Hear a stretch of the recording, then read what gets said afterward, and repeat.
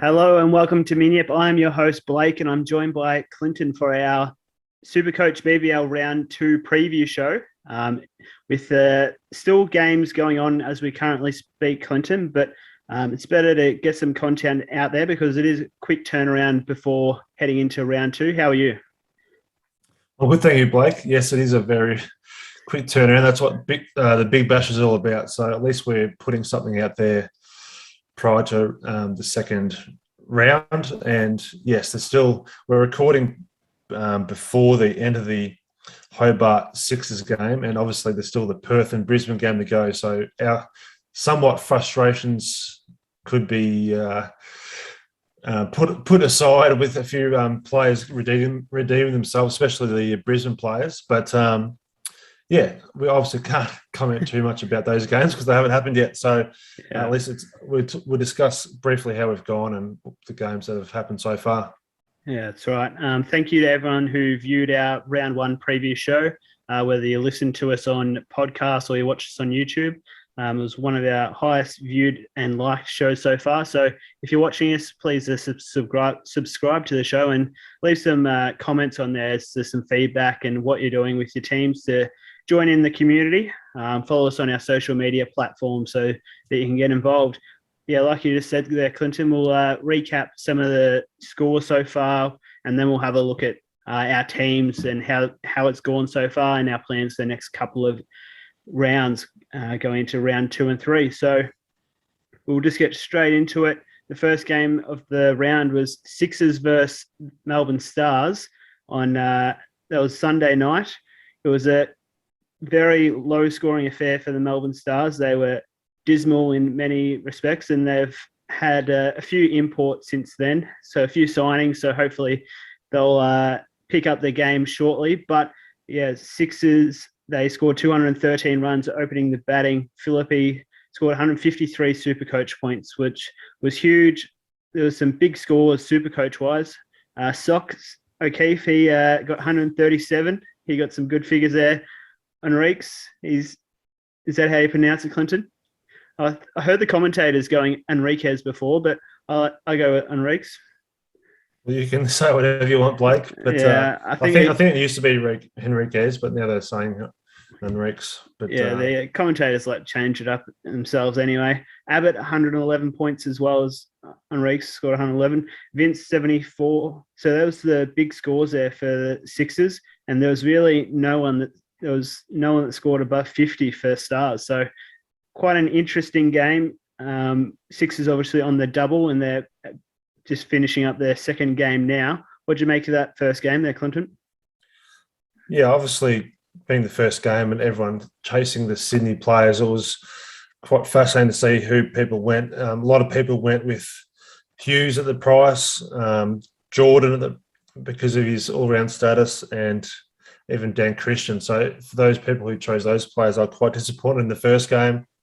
Even personally, I had the captaincy on, the VC on Tom Curran for the majority of the last few days, but prior to that first game. But then when Sydney were batting first, I had a hunch about Felipe opening the batting and scoring some runs. So I left the VC on him, and that obviously paid dividends. Abbott was the surprise late inclusion, and he dominated with the ball. And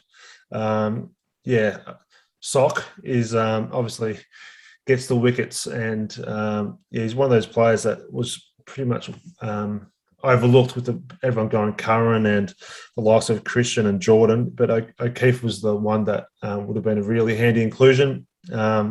Enriquez, yes, I was a late decision, but I was very happy to have him in my team also. But overall, yeah, they dominated the game. And for those who went early on, Maxwell and Zampa, for example, yeah, obviously a bit disappointing, but some teams are a bit rusty the first game, and I'll expect them to turn it around round 2.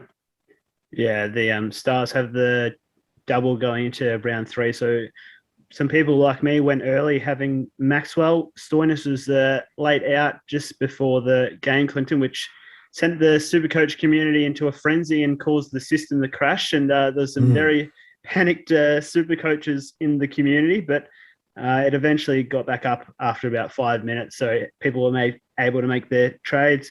Yeah, the Abbott was the surprise in, scoring 111, which caused me to reconsider the bowling options. I didn't know who was going to bowl their overs, so that caused me to go off Jordan, luckily, because he only scored 6 points.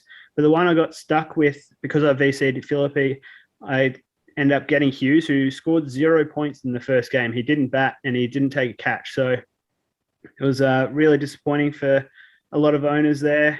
Kerr, who was good price, he scored 53 points. He was only 62K. And yeah, there's not much further to add for that game, Clinton. Well, the second game of the round was Sydney Thunder versus Brisbane Heat. Brisbane Heat having the double game week as well. They're about to play in Perth, but that'll be happening right as we speak. So we'll might recap that on later shows. So hopefully a few of these players will be able to turn it around for us, Clinton. They lost the game to Thunder, and some of the big names scored not many points. Wildermuth 4, Bryant 5, Chris Lynn 9, Jimmy Pearson 3. But the one that you should have had for Heat is KB, Xavier Bartlett. He scored 81 points. He would have been a very handy player to have. He was in my team all the way up until the last day where I switched him to Kuhneman, and that was devastating for me. Did you call him KB? Yeah, Kevin. Oh, well done. Yeah, I'm happy with that one. I wasn't sure. Yeah. You sent me a message saying Kevin's scoring well. I was just saying Kevin, yeah, but you threw me with KB. I thought you were saying his initials, but that's not his initials, Blake. I thought you would have picked up on that reference. No, Bartlett was one that I missed as well. But yes, we're recording prior to the second game, so hopefully those guys can turn it around. But we've just heard that Wildermuth is the X factor. So right now, Mangry, but hopefully he can somehow get subbed in. But the other popular one there was Araman Majib, who scored 21 points, Clinton. Yeah, so disappointing for those guys, but we're recording prior to the second game, so we'll see what happens. And yeah, from the Sydney Thunder, I think Daniel Sams was a player that some people bypassed. They couldn't afford the real expensive options. A lot of people went Maxwell, but yeah, Sams just proved his ability with the ball, and I do think he'll score some more runs throughout the tournament as well. So yeah, I think he's a handy player to have, but now that we've started, he's going to be a hard player to get in because the priorities lie with the double game week players that people will be bringing in. So, he was end up in 32% of teams, but that number will only increase, I think. Yeah, his price at 203K, but his price is going to go up even further. I think it's going to go up to around 217K, Clinton. And just the role he's playing, he's closing out the overs, he's finishing it off with the bat. So he's got the optimal Supercoach scoring role for Big Bash. So he should be a very popularly owned player. I wish I had him, but couldn't quite afford him. I spent every single penny I had for my Supercoach team, Clinton. So I couldn't afford him at all. Did you want to recap any of those players? But it's hard to recap because they Brisbane Heat are playing again. But any other players to catch her? Yeah, from the Sydney Thunder, I think there were some high scores. I think just in terms of the scoring system, for me personally, obviously the bowlers get points for the wickets, but I think, a lot of people underestimate the points the players get for catching. And the wicket keepers are just so valuable because they could easily get an easy 20 to 30 points, whether it be catches or stumpings. And the likes of Matty Wade, who has just played his first game, he's going to be one that I think a lot of people target at his price. But even Billings is, I think, quite a very handy bat. And, just the wicket-keeping options, they're very handy to have because they can get 3 points with just easy call behinds and stumping. So I think Billings is one to watch. But in saying that, Gilksey, my boy Gilksey, he didn't keep. But I think he hit the ball really well. He looked good. And at his price, I think he was a smart bench option on your wicketkeeper bench. So I'm happy to have him. And, just those options, they're handy to have. So, You mentioned the Brisbane wicketkeeper. Pearson, Pearson. He's going to be handy now because he's in my team. But you mentioned last week about using loopholes. He's going to be a handy player to loophole into round 2 for me. So it's always wise to look at those prices and look at if you can try and loophole players. And he's going to be a handy one for me going into round 2. Yeah, the wicket keeper that he didn't keep, but Duckett ended up scoring 66 points. He's listed as a keeper. He was too expensive to have as a looping option, in my opinion, for this upcoming round. So he might be able to score some points, extra points in game 2, but he scored 66 pretty well. Alex Ross scored. Sorry, I just lost it there. He scored over 100 points. He scored 101. Sandu scored 75. Alex Hales, unfortunately, scored 0. If anyone took the punt on him, 183K. But one wicketkeeper I wasn't very happy with, Clinton, from this round was Mr. Nielsen, Harry, because Rashid bowled an absolute ripping delivery and he missed quite an easy stumping. So it was 15 points that went begging for the stumping for Nielsen and also the wicket for Khan. So I was quite disappointed in him, but he scored 30 points in the Renegades Adelaide Strikers game. Was Nielsen on field for you, was he? No, he wasn't on field, but still, it would have been nice for him to go up in price leading into the game weeks. Yeah. Mainly cost me the points for Rashid, which I wasn't happy about. It was quite a exciting game in the finish of this one. Clinton, Renegades just getting across the line, winning by 2 runs. The big scorer from this game, which you happened to have on field, I believe, and he was sitting there on my bench, was Matt Short, scored 107 points. So he was the top scorer for that game. Khan scored 92 points for Renegades. So he bowled quite well. Worrell, 81 points. Siddle, 75. Garton, 68. Rashid Khan, 43. Nielsen, 30. Jake Werlord scored 28. These players for strikers, Clinton, are quite relevant leading into round 2 because they have the double game week. Who did you like from this game? Yeah, obviously it was a big watch going into round 2, the Adelaide players. I think, Matt Short was one of those lucky picks that I got, and I was looping him on, and because I was taking Philippe's vice captain score, so it just all fell into place nicely for me. And so he's a big, almost a must-have going to round 2, I assume, at his price. And then overall, I was just watching the bowlers really closely, and the likes of Garton, Worrell, and obviously Rashid. Obviously, there's some important players to look at and try and get into teams for round 2. So we can discuss that later with our teams about who we're looking at to bring in. But overall, I think they performed pretty well. Even Siddle and Agar, they didn't perform overly, didn't score that well, I think, this game. But they were taking a lot of wickets last year, and they're players to watch out for. So there's a lot of options, and I think there'll be some differential players that could score big points next week, and not a lot of people will be bringing in.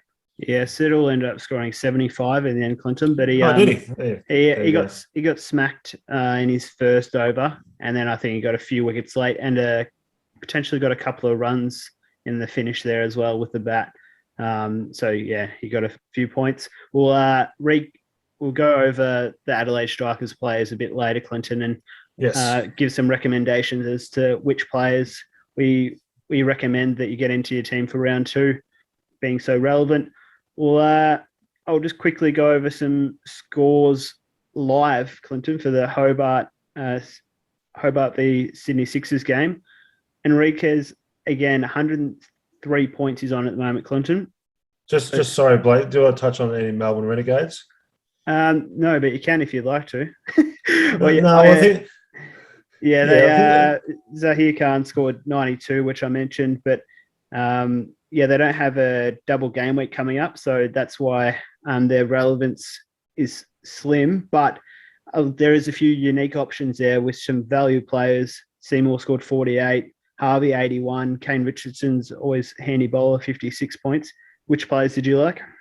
Yeah, I just thought I'd quickly mention, those are the types of teams that no one will be looking at the moment. But I think the cheap options are important. So the likes of Seymour, my boy Will Sutherland. So there's players who are relevant in that regard, because obviously you want to target double game week players, but sometimes it's the cheaper options who are, whether they're batting and bowling, are worth looking at, because potentially you need to start rotating around or chasing those players with low break evens. And I think there's a few good options at the Renegades, being such a young team. So they're ones that, you're right, I probably won't be bringing one in this week, but watching them again for one more round and seeing if those younger players perform well again, there's potential of bringing in some of those players, especially the likes of Seymour and Fraser McGurk, who took a not a bad catch. I'm not sure if you saw that one, but not bad, yeah. Yeah, it wasn't bad, yeah. So they've got some handy young players, so they're worth watching.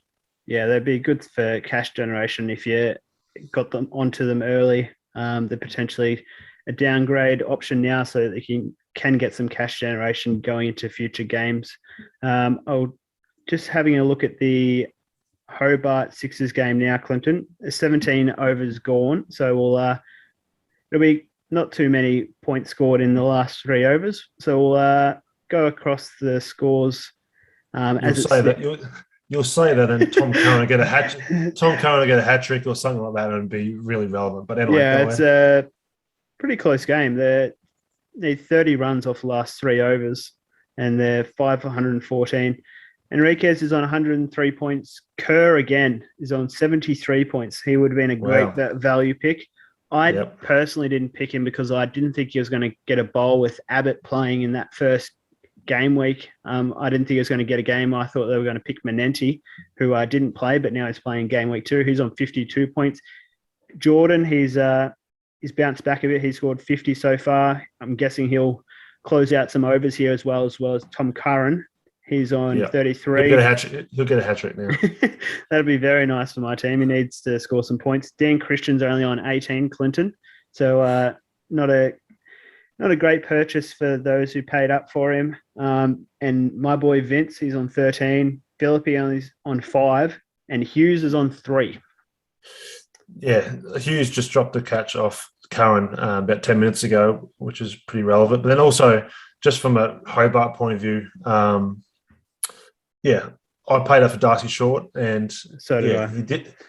He didn't look great. So hopefully we'll put that one just down to rust. But Curran just took a wicket. he'll get a hat trick. As I said, I'm on Matty Wade watch. He's at a good price for his capabilities. I wasn't sure if he'd be playing this first round through injury. And then the other one, which was a very popular bench, Can, he didn't end up playing. So a lot of people still might have him. Factor. Yeah. Yeah, okay. And David's a top of player. He bowled and got a wicket early, and he's a top of player who I think, although he batted at 6 to 9, he should come up the order a bit. I think he's too important just to come in late. So, he's one to watch as well, I think, Tim David. Yeah, he bowled an over there, which is quite handy, having the all-rounders. Rogers is on 86 points. Hanscom's on 73. Cox, who was a late in, he's on 50. I think he just went out, so that's him done. Yeah, Wade's scoring 45 points, and he's done for the night as well. So, yeah, that'll pretty much wrap up our review of the games there, Clinton, because... Yes. It's... obviously it's still going ahead at the moment. Yeah, it's hard to summarise without it finishing. Yeah, or even starting. So this is the first time, obviously, doing a recording while games are still going, which is quite interesting for us. Well, I'll just quickly go through my team and what I'm planning to do, who I ended up selecting. So Philippi was my vice captain, obviously scoring quite well in game week 1 and the game 1. Nielsen on my bench, who's in preparation for round 2 for the double. Short, Lynn, Vince, Bryant. Connolly is my on-field captain so that I can get the Philippi loop. Hughes comes on for Connolly, scoring 3 points so far. Matt Short on my bench he will be my highest scoring batsman and he's not selected. Curran, Khan, Maxwell, Wildermuth, who's the X Factor. Kuhneman. Did Kuhneman get selected? No. He didn't get selected for this game. I'm pretty sure. I'm 99% sure he was not in the. Yeah, he's like fifth. What is it? 14th. I'll have a look while you're reading your team. Faradon, who I got as a cash generation player in preparation for round 3, he bowled quite well. I thought he was unlucky not to get a wicket there at one stage. He was probably one of their better bowlers, and that Can, who didn't get a game for Hurricanes, he is also on my bench. So overall, I'll save you looking. Kuhnen's not playing there. Gee, Lynn and Brian. Who's batting first for that game, by the way? Perth. Okay, hopefully. Jeez.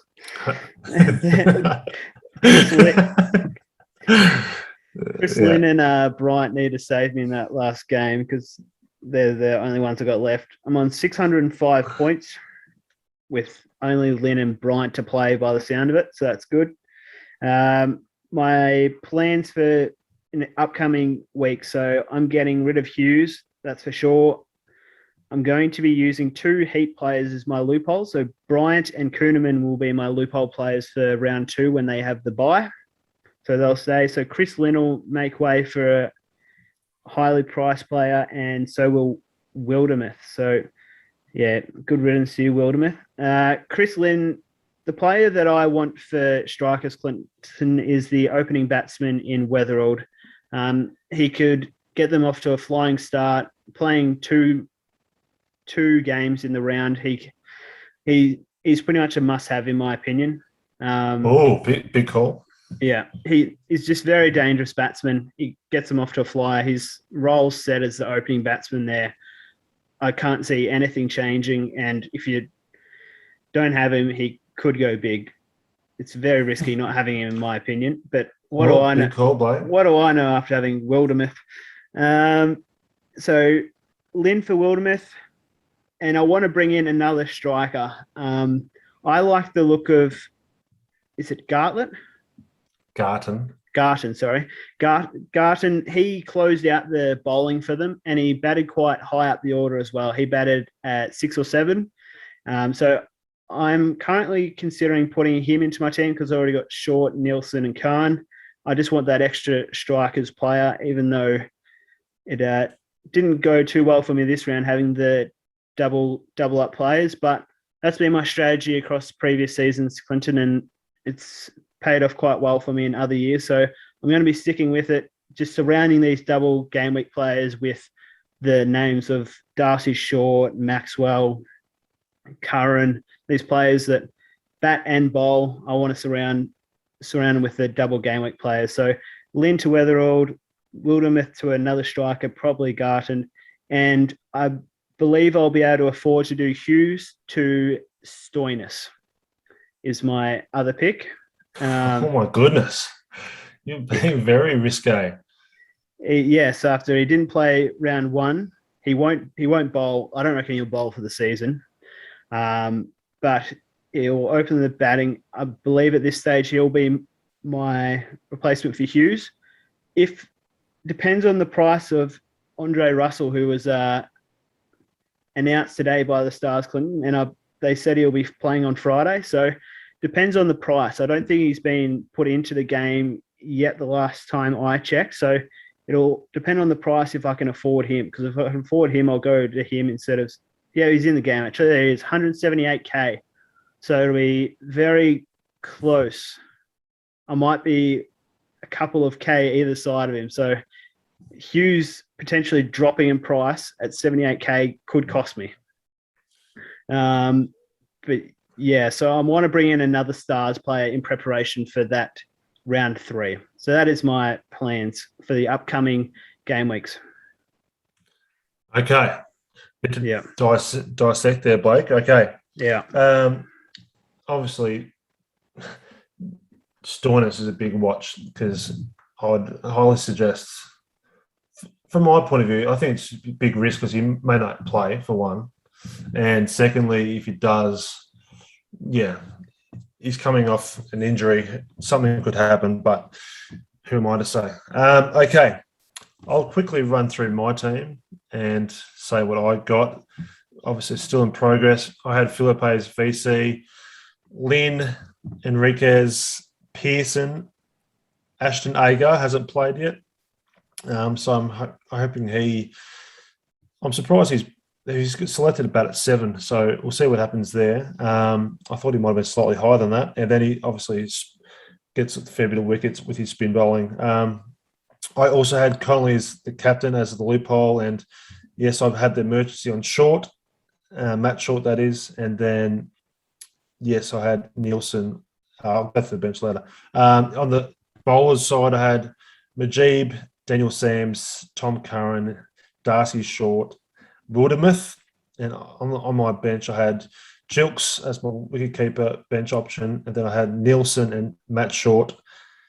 I decided with the way that with Melbourne Stars playing the first game and then having those cheaper options, I decided to go with Faradoon. I'm not sure how you say it properly. Then I had Sam Elliott as well because I knew he was playing and opening the bowling for the Stars. So I gave him a crack. And it's fingers crossed for both those guys if they can make round 3. I'm not sure if Sam Elliott will, but hopefully Faradown. That's a different way of saying it. Hopefully, yeah, hopefully he can stay in the team for round 3 with the Stars. So I've scored quite well at the moment. I'm just checking what I'm on at the moment. I'm on 886. Wow. And obviously, they're still in my team. Just looking at it quickly, going to this last game, I've got 4 Heat players and I've got Ashton Agar. But obviously, Wildermuth isn't at this stage likely to come on. But yeah, I've got Majib, Lynn, Pearson, and Agar still playing. So hopefully, it's a big score. Obviously, I didn't have Xavier Bartlett in my team. And I think the other big out was O'Keefe, Sock. But overall, I can't complain with how my team's scored. Just discussing, going to round 2. Obviously, you've already mentioned all of your options. I guess for whoever's listening and watching, I think a lot depends on who you've already got selected in your team going into round 2. Myself, I didn't go with Rashid Khan. And for me, he's priority number 1 going into game of the round 2. I'll sort of rank them in terms of what I think is priorities with Adelaide players. And I must admit, Weatherald is not in my probably top 4. So I think Khan is option number 1. You have to have him. Yeah. At his price and the way he batted and the fact that he bowled and got a wicket, I think Matt Short should be high on people's trading list. One of your 3. I think, he's got potential to score really well in this double game week. So I think he should be pretty much a lock if you don't have him. Yeah. Next one, it's quite tricky, but I like the look of Garton. Obviously, he bowled. He got a fair bit of swing on the ball. He'll bowl his 4 overs. And as you mentioned, I think he batted okay as well. So he's one to definitely, at his price as well, is a good price. And I don't mind Worrell as well. He bowls really well at Adelaide, swings the ball. He scored a lot of points there last year. So he's definitely someone that I'm looking at. But I've got some options to think about. So with my 3 outs, at this stage, I have a fair bit of money in the bank. I'll be getting rid of Chris Lynn, Majib, and Wildermuth, which will leave me a lot of money in the bank. The first option I'm getting is Rashid Khan, as I mentioned. Yeah. I'm very likely to bring in Garton, and my third option, I'm likely to bring in a Melbourne Stars player because we've got an eye on round 3. Stoinis. And for me, it's not going to be Stoinis. Similar to you, a lot will depend on the cash and how much money potentially the likes of Lynn and Majib and Wildermuth lose in their money. But the way it pans out, I'm hoping to afford Glenn Maxwell. So I didn't start with him. And after a dismal performance in the first game, he's the type of player that will not only come back in round 2, but then into the double in round 3. He's the player that I'll be definitely getting. So if I can't afford him, I personally prefer to have Zampa because I think he's just a gun bowl, and the way he bowls, he's very likely in most games to get wickets. So I'd choose him over Stoinis personally. So I'm likely to get a Melbourne Stars player. So that's the way I'm lining up. But yeah, for those looking at options for the round 2, obviously Adelaide strikers are high in the must-haves. Melbourne Stars are worth considering. And then ultimately also you got to weigh up a couple of different ways of looking at your trades. You can trade for the cheaper options who are going up in price, and we mentioned a couple there already. The likes of Kerr for Sydney, Seymour looked good for Renegades at a cheap price, but then also you might have missed someone. So someone like Daniel Sams, like you got to think about, if you don't get him now, when will you? Especially if he continues to score well, it's going to be very hard to get in the weeks to come. So there's different ways to look at your trades. Some people might have already a few Adelaide players in the team, but I definitely think Rashid Khan and the likes of Matt Short are must-haves going into this round 2. So that's the ways to look at your trades and making sure you're making cash on the bench, but then also obviously targeting those double game week players. So I'm happy with the start, and I'm just fortunate with the Matt Short selection, and I'm going to bring Rashid Khan definitely in. Also got Nielsen.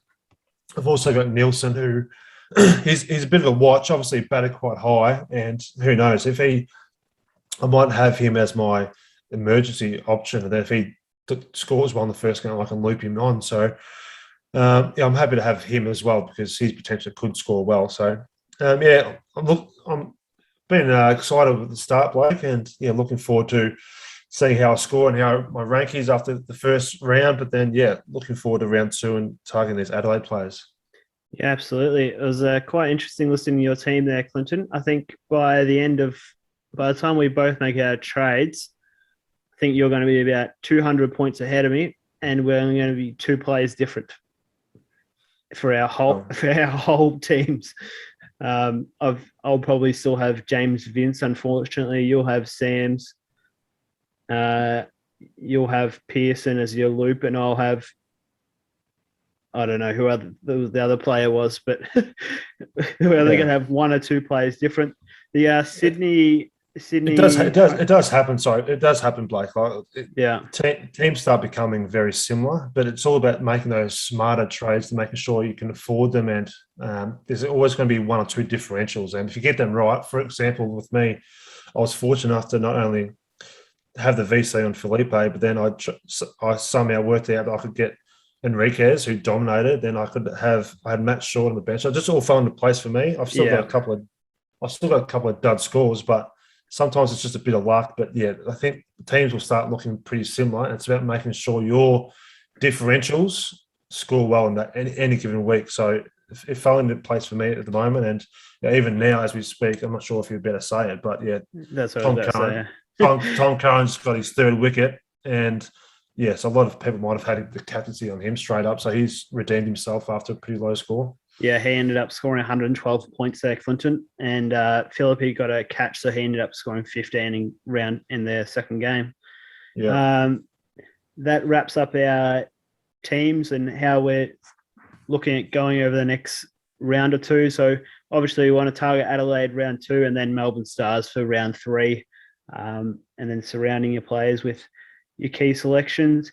We'll go to our Twitter poll question now, Clinton. So each round before we do a recording, I'm going to be posting on our Twitter handle to ask us about your team and what you're looking to do with your team leading into the round. And we received a question this week from Aaron, who said, "Who's a good replacement for Dan Christian?"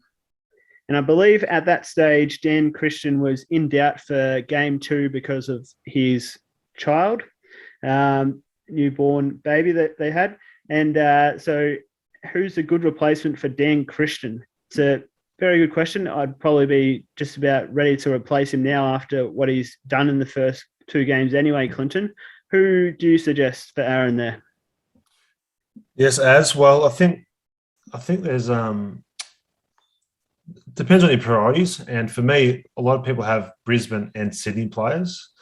Dan Christian's the type of player that he might have a couple of quieter game weeks, but I think the biggest thing for him this year is the fact that Sydney have a stronger bowling attack. So he's not bowling as much. He bowled 2 overs tonight in the second game, and he is coming to bat with that obviously power hitting, and he may not come into bat at the until the 15th or 16th over, but he could score okay. So all depends on priorities. Like personally, it depends on each team, but I'd almost give him, depending on which Brisbane players you're potentially getting rid of.